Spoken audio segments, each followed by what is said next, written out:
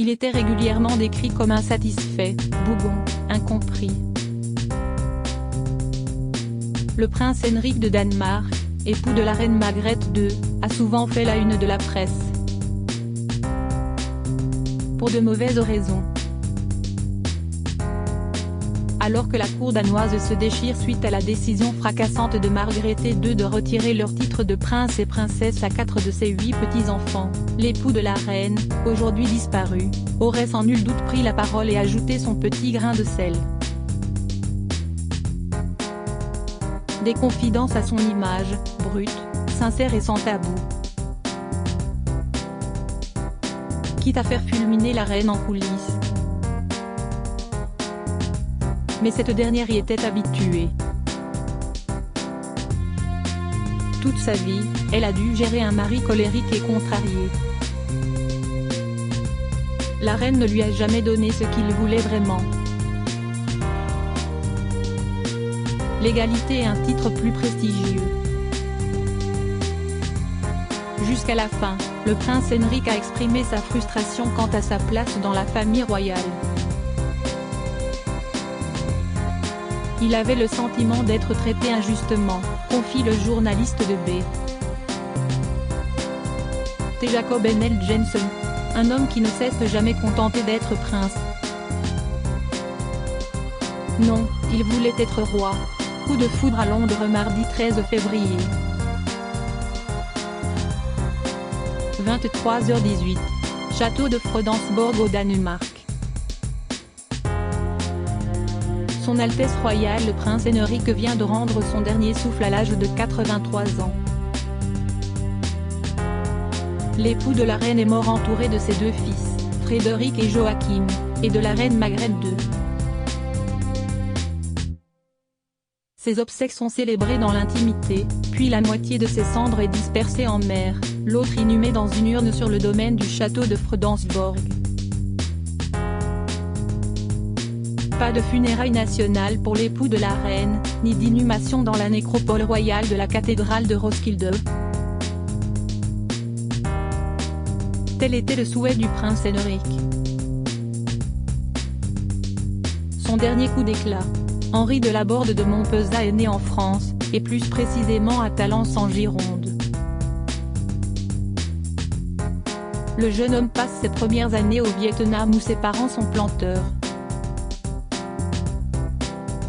Il suit sa scolarité chez les Jésuites à Bordeaux, puis à Cahors, avant de passer son baccalauréat au lycée d'Hanoï. En 1952, retour à Paris, où l'étudiant modèle étudie le droit et les sciences politiques à la Sorbonne, puis décroche une licence de lettres et un diplôme de l'École nationale des langues orientales, en chinois et en vietnamien. À l'ambassade de France à Londres où il travaille, il fait la rencontre de Margrethe, princesse héritière de Danemark. La future reine a un coup de cœur pour ce brillant diplomate. 7 ans plus tard, ils se marient. Par amour pour elle, le Français change de prénom, de religion, de nationalité et devient une Altesse royale. Les 2 jeunes époux n'ont le temps de profiter que de quelques années d'insouciance avant que le destin ne les rattrape. Le roi Frédéric IX est malade, et le Français va voir sa vie bouleversée à jamais. Je n'étais plus l'ombre, le deuxième, la silhouette, le clown, le toutou. En janvier 1972, Margrethe accède au trône à l'âge de 31 ans. Le début d'une nouvelle ère, et le commencement pour son époux, de bien des désagréments. Certes, Henrik de Danemark est le 2e personnage de l'État mais il ne porte que le titre de prince. Un statut qui ne le satisfait pas. L'époux de la reine supporte très mal de vivre dans son ombre, et dans celle de son fils aîné Frédéric, l'héritier du trône. Dans les années 1990, le prince Henrik va pourtant connaître les honneurs, il est appelé pour remplacer son épouse Margrethe II, tombée malade, et part pour une tournée dans les provinces du nord du royaume. flatté, enfin à sa place, l'époux de la monarque s'en sort avec brio. J'étais en première ligne. Je n'étais plus l'ombre, le deuxième, la silhouette, le clown, le toutou. Pour la première fois, on a vu que je pouvais faire aussi bien que ma femme. La presse ne revenait pas, le prince a présidé la cérémonie avec brio, le prince sait se comporter comme un monarque, le prince sait se servir d'une fourchette. S'émerveillera-t-il dans les colonnes de l'Express en 1996? Mais ce privilège ne se reproduira pas. Un profond sentiment d'injustice frappe alors le prince. J'accepte de jouer le jeu. Mais si est-il très dur pour un homme de ne pas être considéré sur le même plan que son épouse, regrette-t-il ouvertement dans ses mémoires intitulées Destin oblige paru en 1996. Je me sens mis à l'écart depuis 30 ans en 2002, lorsque Margrethe II est souffrante pour la cérémonie des vœux du Nouvel An, si est son fils Frédéric qui la remplace. En coulisses, son mari fulmine. Fâché, blessé, le prince Henrik claque la porte et part se réfugier dans son château français de Cayce dans le Lot. La crise est à son paroxysme. Je vais avoir besoin de temps pour réfléchir, lance-t-il avec colère. La famille royale se relaie pour lui faire entendre raison et éteindre l'incendie. Les rumeurs de divorce se multiplient. Je me sens mis à l'écart depuis 30 ans, sous-estimé et rejeté. On ne m'a pas respecté ou reconnu pour ce que je fais, lâche-t-il furieux dans la presse.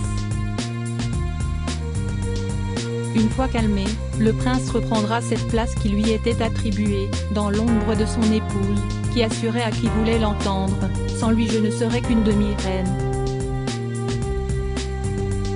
Le 31 décembre 2015, le prince Henrik se retire de toute obligation officielle et prend finalement sa retraite à 81 ans. Sans avoir obtenu ce que le protocole danois lui refusait. Dès lors, il se réfugie entre les murs de son château français, où il est au moins certain d'être le seul maître en son royaume. Il s'adonne à la sculpture et à l'écriture, de poèmes notamment. Son dernier coup d'éclat se produit en 2017, quand il annonce refuser d'être enterré aux côtés de son épouse. À la fin de sa vie, le prince Henrik était atteint de démence, ce qui a rendu ses décisions difficiles à comprendre, précise Jacob N.L. Jensen. Moins d'un an plus tard, il décède d'une infection pulmonaire.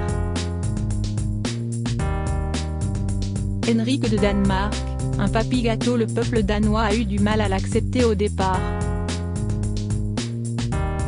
Principalement parce que sa connaissance du danois était horrible, mais finalement, il a fini par l'aimer.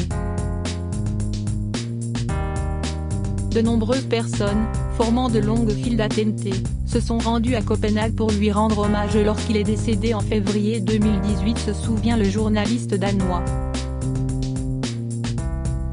Au moins durant sa longue vie, le prince Henrik trouva-t-il du réconfort dans son rôle de grand-père, ses deux enfants Frédéric et Joachim ayant eu chacun 4 enfants.